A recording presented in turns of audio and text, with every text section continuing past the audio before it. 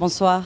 Excusez-nous pour les quelques minutes de retard. C'est au-delà de nos rêves, la quantité de personnes présentes. Je vous souhaite la bienvenue.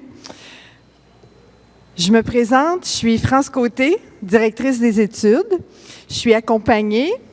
Bonjour. Est-ce qu'on m'entend? Non? Non. Hein? Est-ce que vous m'entendez? Oui. Oui, parfait. Alors, bonjour tout le monde. Bienvenue à cette rencontre. Moi, c'est Leïla Sakir. Je suis directrice aux affaires étudiantes ici au Cégep Marie-Victorin. Alors, la présentation sera captée sur vidéo. Est-ce que vous nous entendez dans le fond? Oui, parfait. Donc, il y aura une captation vidéo de la présentation. Elle sera déposée sur notre site web. Donc, si jamais vous en manquez des bouts et que vous souhaitez nous réentendre, ce sera accessible par la suite. Naturellement, la caméra est fixée vers nous. Donc, si vous ne souhaitez pas faire partie du court-métrage, évitez de vous lever et vous promener devant la caméra. Le déroulement, on va vous présenter notre cégep, on va vous parler des études collégiales. Plusieurs d'entre vous avaient fait des études collégiales, certains d'entre vous n'en ont jamais fait. Donc, on va vous présenter un peu qu'est-ce que c'est des études collégiales en 2024. On va vous parler des conditions gagnantes pour la réussite, le rôle des parents, la fameuse cote R et les nombreux services aux affaires étudiantes qui sont offerts à Marie-Vic. Premièrement, notre beau cégep. On est un milieu chaleureux, humain, beau. On pense que dans un bel environnement, dans un milieu où les jeunes se sentent bien, on pense qu'ils vont avoir davantage le goût de venir faire leurs études, de venir à l'école et de réussir. Donc, on prend un soin particulier à avoir un milieu de vie très humain. On a des professeurs dévoués, engagés, disponibles. On a des programmes d'études très stimulants. On a une bibliothèque complètement rénovée. On a de nombreux services aux affaires étudiantes. Dans chacun des programmes d'études, on a aussi un espace pour les étudiants. Donc, ils peuvent se regrouper entre eux, développer un sentiment d'appartenance. Donc, c'est vraiment, on a des plateaux sportifs, c'est vraiment un milieu de vie complet où le jeune est accueilli et peut évoluer, se développer en réalisant des apprentissages de qualité. Naturellement, on n'a pas le temps, dans une soirée comme celle-là, de vous faire visiter l'ensemble du collège. Donc, je vous montre rapidement une vidéo pour vous donner un aperçu de la vie à Marie-Vic. C'est pas très long, c'est 1 minute ou 2.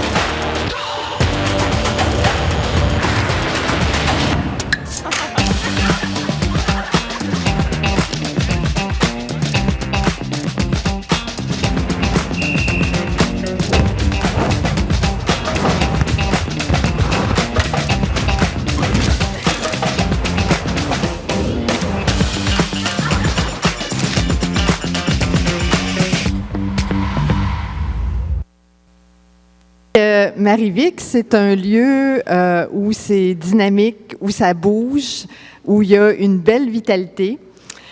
Quand on poursuit des études collégiales, nos programmes d'études sont constitués de 2 grandes composantes. Il y a les cours de la formation générale et il y a les cours vraiment de la formation spécifique choisie par l'étudiante ou l'étudiant. Donc, dans la formation générale, il y a 4 cours de français littérature, 3 cours de philosophie, 2 cours d'anglais, 3 cours d'éducation physique et 2 cours complémentaires au choix de l'étudiant. Leur formation spécifique, ça, c'est ce dans quoi ils se sont inscrits, donc en design de mode ou en graphisme ou en sciences humaines ou en sciences de la nature. Selon le programme d'études, ils ont 15 à 35 cours additionnels. Donc, il y a des programmes d'études très chargés. Je vais vous montrer des horaires de cours tout à l'heure. Il y a des programmes d'études un peu moins lourds, mais ça fait en sorte que selon le programme que l'étudiant a choisi, ça peut arriver qu'il y ait des plages horaires de disponibles dans leur agenda.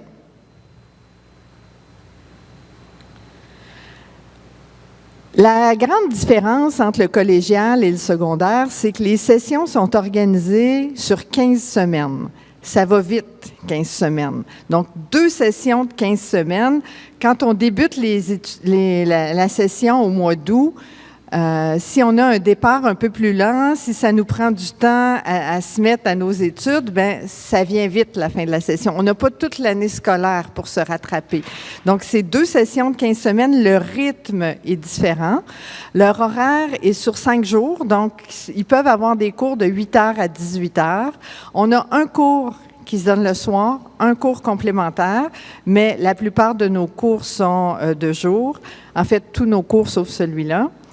À l'horaire de l'étudiant, seuls sont inscrits les heures de cours théoriques, les heures de cours laboratoires, mais dans chaque cours est prévu des heures de travail en dehors du cours. Donc, ces heures-là ne sont pas inscrites à l'horaire, mais elles font partie de l'apprentissage. Donc, ce serait normal que l'étudiant ait à investir des heures en dehors de ces heures inscrites à l'horaire. Il y a des périodes libres qui servent justement à essayer d'en profiter pour réaliser les apprentissages en dehors des cours. Ça, c'est un exemple d'horaire de cours. Vous n'avez pas besoin d'être en mesure de le lire. C'est un horaire dans un programme préuniversitaire en sciences de la nature. Donc, on voit que le lundi matin, c'est libre. Le jeudi après-midi, c'est libre. Il y a 2 matins qu'on débute à 8 heures, 2 soirs qu'on finit à 7 heures. Donc, ça ressemble à ça, un horaire de jeunes dans un programme préuniversitaire. Des horaires variables, certaines périodes libres qui peuvent servir à faire des travaux d'équipe, à avancer nos travaux. Quand on est dans des programmes techniques, c'est souvent un peu plus intense. Donc ici, on voit qu'il n'y a pas vraiment de demi-journée de libre. On débute tôt, presque tous les jours. On finit parfois tard. Des petites périodes libres à travers ça, mais il y a des programmes d'études où la charge de travail est quand même importante. Pour réussir et obtenir leur diplôme d'études collégiales, il y a 3 conditions. Il faut qu'ils aient réussi tous leurs cours. Il faut qu'ils aient réussi l'épreuve uniforme de français. Il faut qu'ils aient réussi l'épreuve synthèse de programme. Alors, c'est certain que plusieurs personnes étudiantes ont des défis en français. Alors, il faut dès le début essayer de s'améliorer en français, utiliser les mesures d'aide, parce que c'est une condition pour avoir le diplôme d'études collégiales. J'ai envie de vous parler des conditions gagnantes pour la réussite. Il y a plusieurs facteurs qui sont importants pour que les jeunes puissent réussir. Premièrement, la présence en classe. Il faut venir à l'école. Et je vous dirais que pendant la pandémie, plusieurs jeunes du secondaire ont découvert l'école à distance, ont réussi même s'ils ne se déplaçaient pas à l'école. Donc, parfois, on a observé un désengagement dans la présence à l'école post-pandémie. Puis, on n'est pas comme au secondaire, on ne prend pas les présences, on n'appelle pas les parents. Donc, il faut encourager vos jeunes à être présents en classe. On a fait une recherche localement pour analyser l'impact de l'absentéisme à Marivic. On s'est aperçu qu'un étudiant qui manque un cours, au niveau des statistiques, sa moyenne chute de 5 %. Et un étudiant qui manque 2 cours consécutifs, sa moyenne chute de 14 %. Ça veut dire qu'un étudiant qui a une moyenne de 70 d'habitude, là, avec une chute de 14 %, ça compromet la réussite. Fait Il faut encourager les jeunes à être présents en classe. C'est le premier facteur de succès. Le deuxième facteur de succès, c'est la bonne gestion du temps. Faire nos travaux au fur et à mesure, pas attendre, ne pas remettre à demain ce qu'on peut faire aujourd'hui. Un autre paramètre important, la motivation. Et ça, la motivation, c'est pas facile. Quand parfois les jeunes rencontrent des difficultés et qui nous disent « Oh, je suis pas motivé », c'est pas facile de les motiver. Il y a des études qui nous aident à comprendre la motivation. Et les dernières études que j'ai lues nous expliquaient que il y a deux types de motivation. Il y a la motivation qui nous donne une gratification immédiate, un plaisir immédiat. Puis il y a une motivation qui peut nous donner une gratification différée, donc un plaisir plus tard. Quand les deux sont en conflit, le plaisir immédiat puis le plaisir plus tard, souvent, c'est le plaisir immédiat qui l'embarque. Il faut être conscient de ça sur la motivation. Il faut essayer de jouer sur les facteurs sur lesquels on a du contrôle. Les choses qui aident la motivation chez les jeunes, c'est justement s'ils ont du contrôle sur leur session. Je vais vous donner un exemple. Un jeune qui rencontre des difficultés, puis qui échoue des cours, puis qui se retrouve sur un horaire de 4 ans au lieu d'un horaire de 3 ans, alors qu'il ne l'a pas choisi, il va se sentir pas bon, il va être découragé, ça va être plus difficile. Si le jeune, il fait le choix de dire « Moi, je n'étais pas solide au secondaire, puis je vais me mettre sur 4 ans.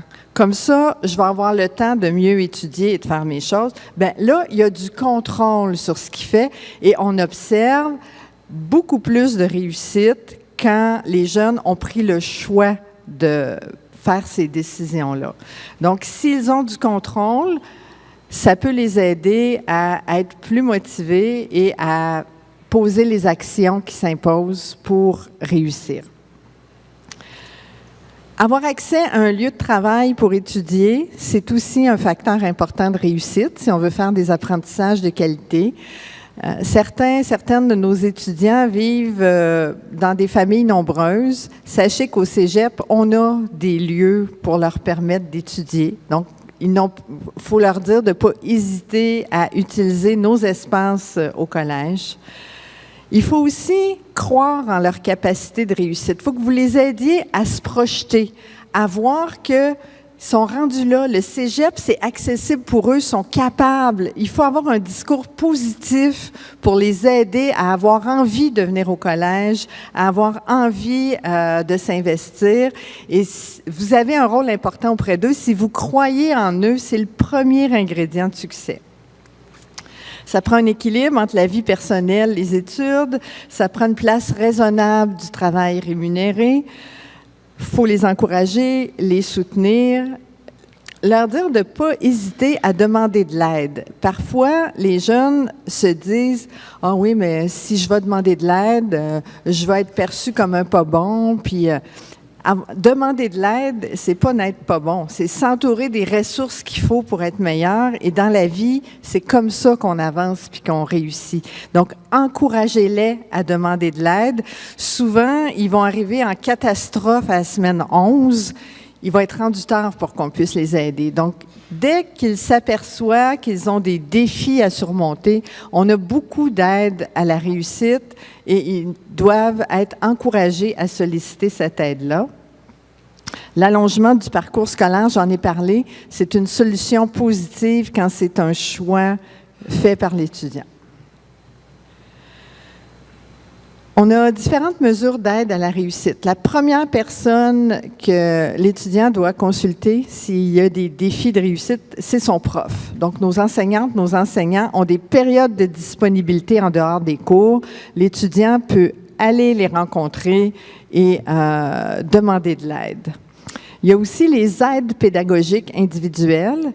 Ces personnes-là sont actuellement avec vos jeunes à leur parler de leur rentrée scolaire.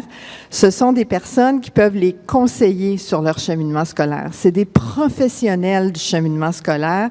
Donc, avant de décider d'abandonner un cours ou un autre cours, elles devraient consulter l'aide pédagogique qui va pouvoir les aiguiller dans leur cheminement pour ne pas qu'elles prennent des décisions qui, après ça, risquent d'allonger ou de entrer des conflits dans les préalables à certains cours, par exemple.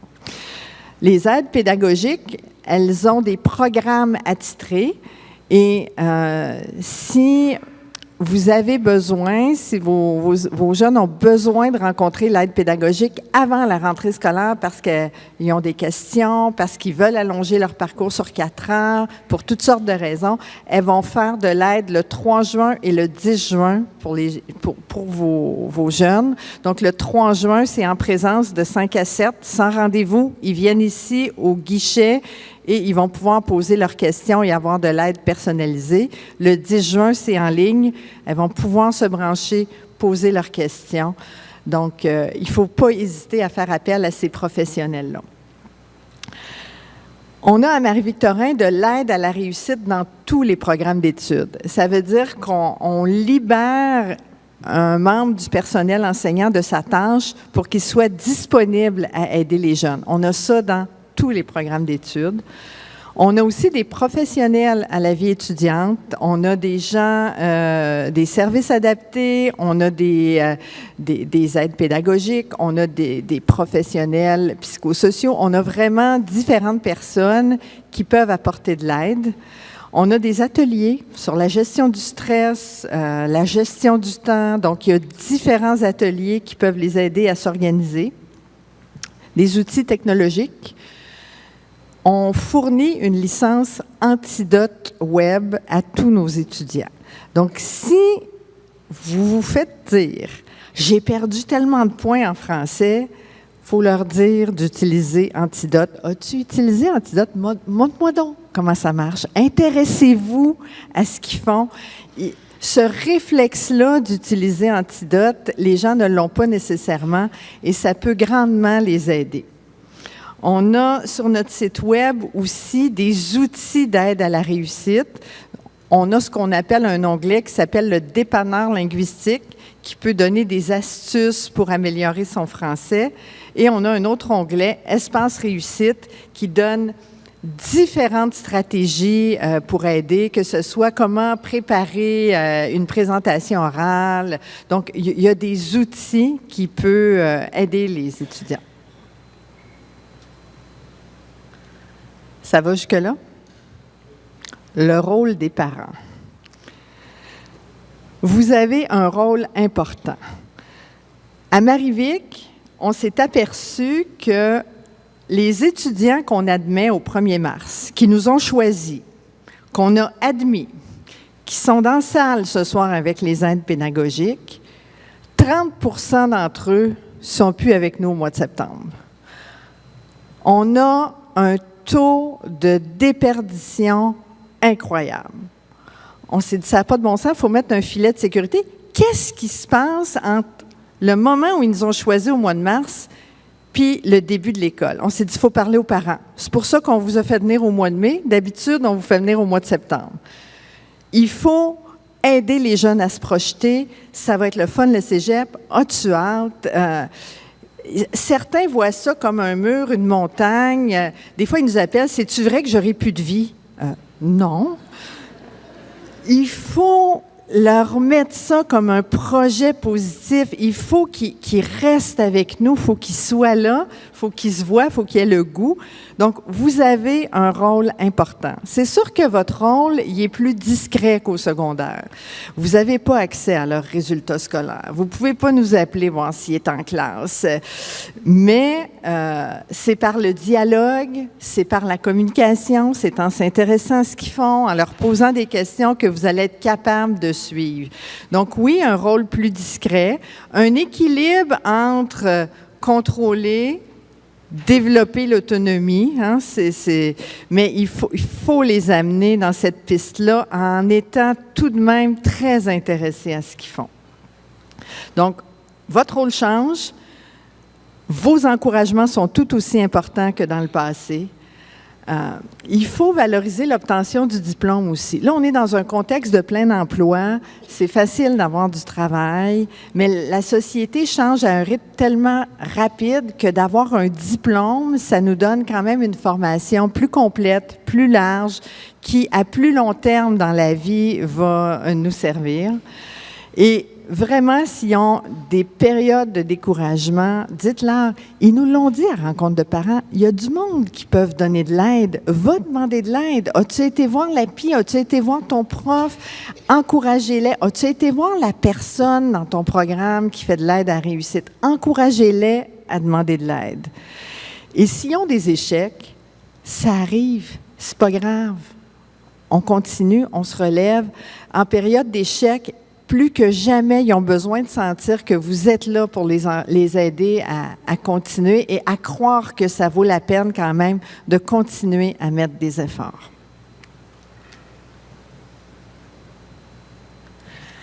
La gestion de l'anxiété, c'est quelque chose dont on ne parlait pas il y a 10 ans. C'est quelque chose, un phénomène qui s'est beaucoup accentué, je vous dirais, dans les dernières années. Les jeunes vivent du stress, les jeunes vivent de l'anxiété. Il y a un chercheur qui s'appelle Simon Larose qui a fait des recherches sur la transition entre le secondaire et le collégial parce que lui pensait qu'il y avait un gros choc, puis il voulait savoir qu'est-ce qui causait ce gros choc-là. Il s'est aperçu que il n'y a pas... C'est pas on est au secondaire, puis tout d'un coup, on rencontre un mur, puis on continue au cégep. Ces recherches ont démontré que la transition entre le secondaire et le collégial, c'est un phénomène linéaire qui débute en secondaire 4. Puis quand on arrive au cégep, ça continue avec à peu près la même ligne jusqu'à la fin du cégep. Mais les lignes sont différentes. Il y a la ligne de ceux qui allaient bien au secondaire, qui ne sont pas trop anxieux, puis qui arrivent au cégep, puis qui continuent à aller bien. Il y a la ligne de ceux qui n'allaient pas bien, puis qui vont continuer à aller pas bien. Mais ce qui l'a préoccupé, c'est qu'il y a des jeunes qui allaient assez bien au secondaire, puis là, en secondaire 4, se sont mis à être stressés. « Hey, le cégep s'en vient, je ne sais pas dans quoi m'en aller. Ah, ça va être dur. » Et leur ligne avec le stress a fait chuter tranquillement leurs résultats scolaires et sont arrivés au cégep et ils ont continué à chuter. Donc, ce n'est pas l'arrivée au cégep, c'est quelque chose qui s'installe dans leur tête à partir de secondaire 4. Et pourquoi ça s'installe? Il s'est intéressé à ça, ce chercheur-là. Pourquoi ça s'installe dans leur tête, cette espèce d'anxiété-là? Bien, parfois, c'est de notre faute. Parfois, c'est les commentaires des gens de leur entourage. Parfois, c'est des commentaires d'amis qui vont leur dire « Là, tu n'étudies pas bien fort, mais attends mais que tu arrives au cégep. Si tu n'étudies pas plus que ça, tu vas échouer. » Donc, tous ces commentaires-là qui mettent beaucoup de pression, qui dépeignent le cégep comme un endroit négatif, bien, ça génère de l'anxiété et ça nuit à leur performance. Donc, il faut faire très attention aux messages qu'on leur donne. Il faut avoir des messages encourageants, des messages positifs et il faut éviter ces commentaires-là où on leur dit « Tu vas voir, ça va être difficile, puis tu as besoin de rentrer plus tard le vendredi soir. » Ça ne donne rien. Donc, il faut faire vraiment attention. Nous, on observe cette anxiété-là. Il faut accueillir ça, mais il faut essayer de la désamorcer. Et les commentaires des intervenants dans les écoles, des familles, des amis, tout le monde, il faut les aider à avoir une projection positive de ce que ça peut être le collégial et leur capacité à réussir.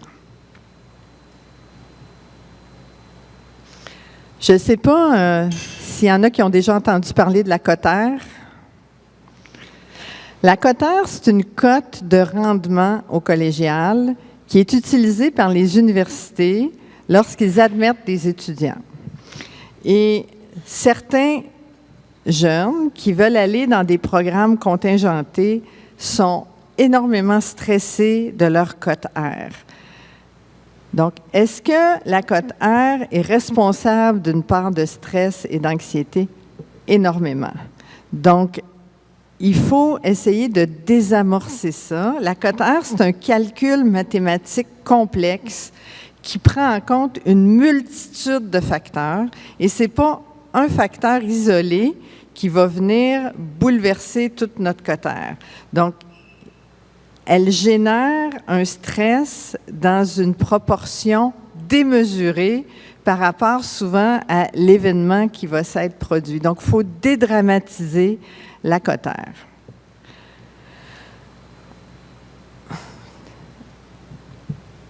On entend parfois aussi, est-ce que le choix de mon cégep va influencer la cote R?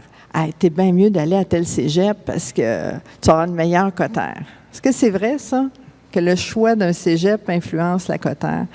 Ce qui influence la cote R, là, c'est nos résultats scolaires, notre motivation, aller à nos cours. Si on va à nos cours, si on est dans un cégep où on est bien, si on fonctionne dans un environnement où on est motivé, bien, on va avoir des résultats scolaires qui vont faire en sorte qu'on va avoir une bonne cote R. Ce n'est pas le choix d'un cégep qui influence la cote R. Le Bureau de coopération interuniversitaire, le BCI, sur leur site Web, explique tout ça de manière scientifique. Mais c'est certain que nos jeunes, ils ne connaissent pas le détail de ce calcul-là. Ils entendent beaucoup d'éléments qui sont un peu galvaudés. Donc, il faut faire très attention. Et la meilleure chose, c'est vraiment leur volonté de travailler, de réussir, peu importe le cégep dans lequel ils se trouvent. Pour être à l'université, je dois avoir une cote R très élevée. Est-ce que c'est vrai, ça? Ça dépend des programmes. Dans quelques programmes, ça prend une cote R très élevée. Mais il y a une énorme quantité de programmes qui ne sont pas contingentés. Donc, c'est sûr que si on pense à la médecine, oui, ça prend des cotes R élevées. Mais ce ne sont vraiment pas tous les programmes universitaires qui sont contingentés et qui nécessitent une cote R élevée. Et même en médecine, de plus en plus, ils ne regardent pas exclusivement la cote R. Ils font des entrevues, ils s'éloignent un petit peu du calcul mathématique.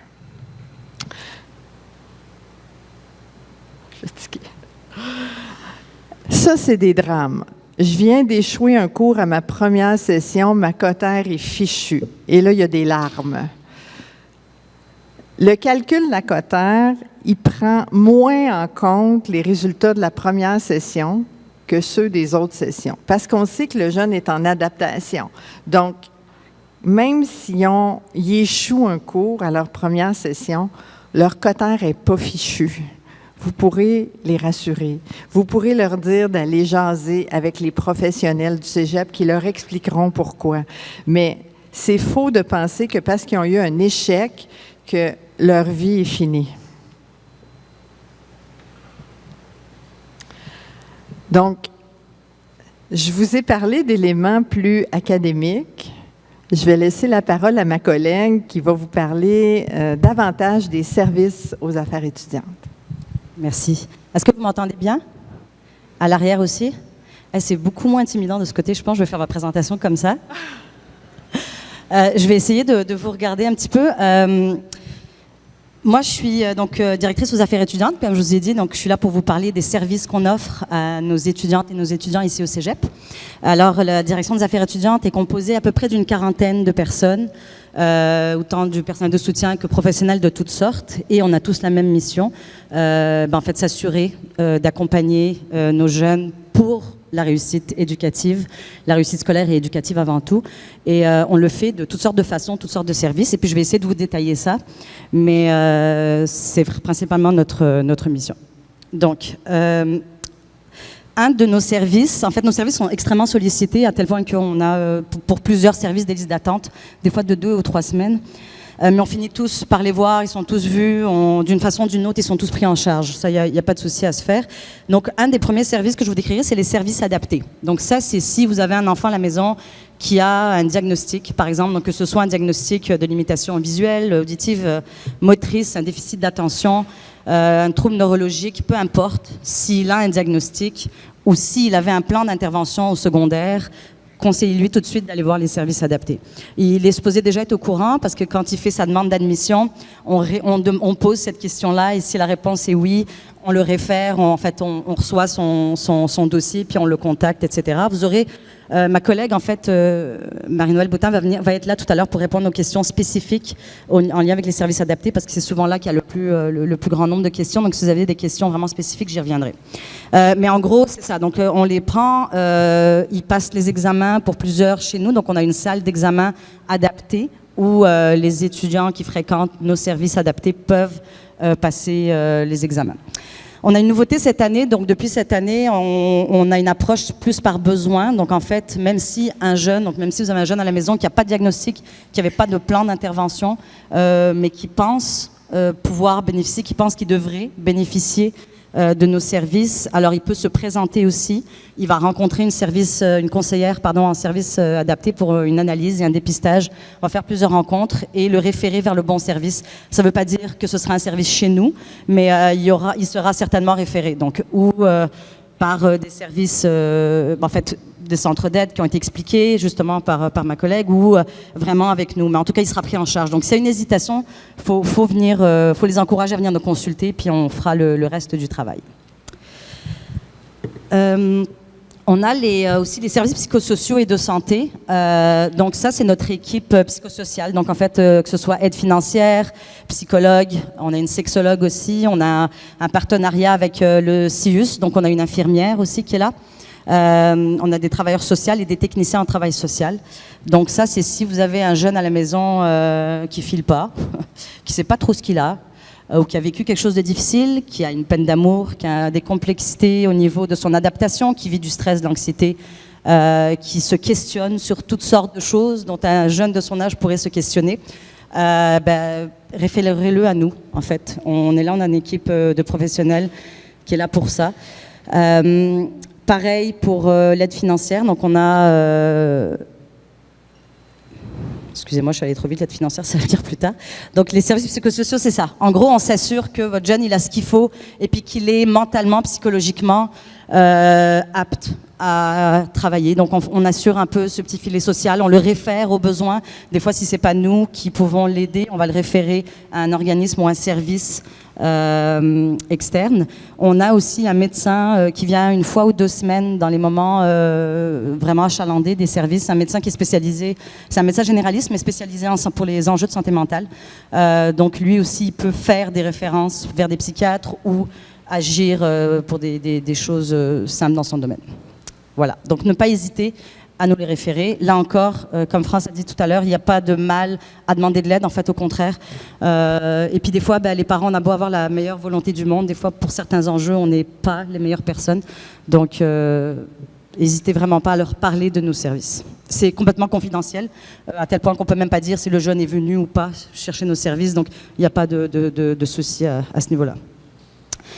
Ensuite, on a le service qu'on appelle OASEP. En fait, c'est orientation et information scolaire et professionnelle. Donc ça, c'est en fait toutes sortes de services. Donc ça peut être à l'entrée de jeu si votre jeune se questionne sur son choix, autant au niveau de notre cégep, donc s'il pense qu'il n'est peut-être pas dans le bon deck après avoir fait une session, ou en fin de parcours, quand là c'est le temps de faire des demandes à l'université, puis qu'il se demande, il ne sait pas trop sûr quel programme faire, ou s'il a besoin d'aide pour faire ses demandes d'admission à l'université. Donc ça, c'est nos conseillers, nos conseillères en service, en orientation scolaire, qui vont pouvoir les aider. On offre aussi des ateliers de recherche d'emploi, recherche documentaire. On va faire des présentations en classe aussi. Donc là aussi, à n'importe quel moment qui questionne son cheminement, qui n'est pas trop sûr, n'hésitez pas à les référer à nos services. Ils vont encore une fois savoir comment le guider là-dedans. L'aide financière, là c'est pareil, on aide les étudiantes et étudiants à faire des demandes de prêts et bourses. Pour le gouvernement, ou des fois on les aide à se trouver un travail ici sur le campus. Des fois on va les aider en fait à faire un budget s'ils ont besoin de ça. On va vraiment analyser en fait. Il y a aussi une aide de dépannage quand il y a un besoin à ce niveau-là aussi. Et on offre des ateliers, en fait, on développe de plus en plus des ateliers au niveau de la littératie financière, donc pour aussi les sensibiliser, les éduquer par rapport à une saine gestion en fait, de leurs finances. Voilà. L'engagement étudiant, c'est pareil, si votre jeune fait du bénévolat, qui s'engage, que ce soit à l'intérieur du cégep ou à l'extérieur, il y a une façon de mettre cette mention-là au bulletin. Ça ne change rien à la note et tout ça, mais il y a une façon de reconnaître cet engagement-là en mettant une mention au bulletin au niveau de l'engagement. Alors les sports, le service des sports qu'on est en train de repositionner un peu ici au Cégep Marie-Victorin pour lui donner une plus grande importance. Donc en ce moment l'équipe s'appelle les Trappeurs donc de Marie-Vic. On a toutes sortes d'équipes sportives, donc si vous avez un athlète à la maison, faut pas hésiter, là encore à l'encourager. Ils sont super bien pris en charge. En fait, on les accompagne vraiment de différentes façons, même par rapport à l'aide aux devoirs. Enfin, toutes sortes de choses qui sont mises en place par les coachs et les conseillers au sport ici. Et on a toutes sortes de sports, la volley, natation, flag, soccer, etc. Socio-culturel, plein air et environnement. Donc ça aussi, ça relève des affaires étudiantes. Donc il y a en fait, je sais pas, si vous avez un chanteur à la maison, un danseur ou un acteur, on a une troupe de théâtre, troupe de danse, on a de l'impro en fait aussi. Donc c'est pour toute leur vie autre que la salle de classe en fait. Et puis l'étude, donc, mais qui est tout aussi importante finalement parce que ça rattache le jeune à ses études, ça crée un sentiment d'appartenance, ça lui donne son groupe. Donc c'est super important, puis on valorise ça. Là aussi, on a des activités de plein air où ils font du camping des fois, des escapades en vélo. On l'attache à notre conseillère en développement durable où là, ils sortent en forêt, ils apprennent toutes sortes de choses aussi au niveau du développement durable. Donc voilà, on les éduque dans tout ce qui est autour de la salle de classe. On valorise nos étudiants aussi de différentes façons, notamment aux affaires étudiantes. On le fait par comme j'ai parlé tout à l'heure, l'engagement, la reconnaissance de l'engagement étudiant, s'ils font du bénévolat ou toutes sortes de choses. On a le mérite sportif, donc une fois par année, on souligne vers la fin du mois d'avril tout ce qui s'est passé au niveau des sports pour nos trappeurs, en fait, nos équipes sportives, tous sports confondus, et on remet des trophées, l'athlète de l'année, etc. Excusez-moi. On a le mérite scolaire, donc ça c'est au mois de mai aussi, et on a différentes bourses qu'on remet pour souligner autant l'excellence du dossier, mais il n'y a pas que ça, la persévérance, la détermination, il y a toutes sortes de bourses, là on remet plus d'une vingtaine de bourses, donc je ne les nommerai pas toutes parce que je ne les connais pas toutes, mais je vous dis qu'il y en a vraiment un paquet, et que des fois même c'est très difficile de choisir parmi tous nos étudiants. Et on a évidemment la remise des diplômes, où là, c'est le nom le dit, hein, je n'ai pas besoin de vous l'expliquer. On remet les diplômes, en fait, c'est le fruit de leurs 3-4 ans de labeur chez nous.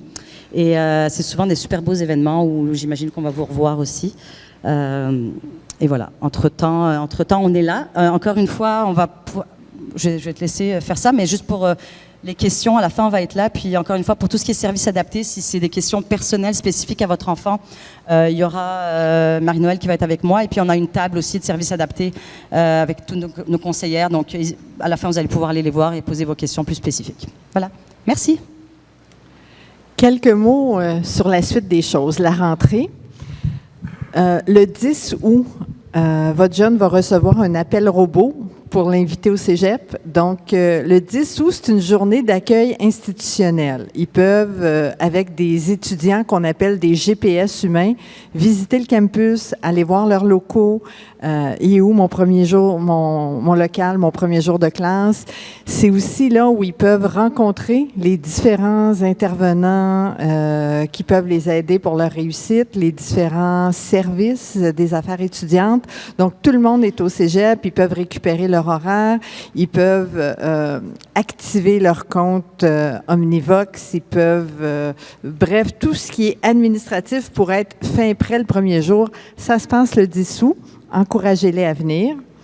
Ensuite, la session débute les 19 et 20 août par 2 journées qu'on appelle des journées zéro. Donc, il n'y a pas de cours ces 2 journées-là. Ce sont des journées d'accueil pédagogique. Donc, dans les départements, le personnel enseignant va être sur place pour leur faire un accueil pédagogique, pour leur parler de transition secondaire collégiale, pour leur donner le goût de s'investir dans leurs études et les aider à s'organiser pour ce début de session-là. Donc, on a 17 programmes d'études au cégep. Ils ont été partagés. Certains, c'est le 19, certains, c'est le 20. Mais encouragez vraiment votre jeune à participer à ces journées-là. 21 août, début des cours. La semaine du 14 octobre, c'est une semaine de relâche. Ça veut dire qu'il n'y a pas de cours. Ils peuvent donc en profiter pour se mettre à jour dans leurs travaux. Et le 23 décembre, c'est la fin de la session. Notre calendrier scolaire, il est publié sur notre site Web. Quand on regarde le 23 décembre, la date est jaune, c'est ma journée tempête de neige. Donc, si jamais il n'y a pas eu de tempête de neige, c'est possible qu'on finisse le 20. Mais si jamais il y a une tempête de neige et qu'on doit reprendre une journée, on la reprend le 23 décembre. Donc, il ne faut pas prévoir à l'avance des billets d'avion qui quittent le 20 parce qu'on est malheureux si on a un examen le 23.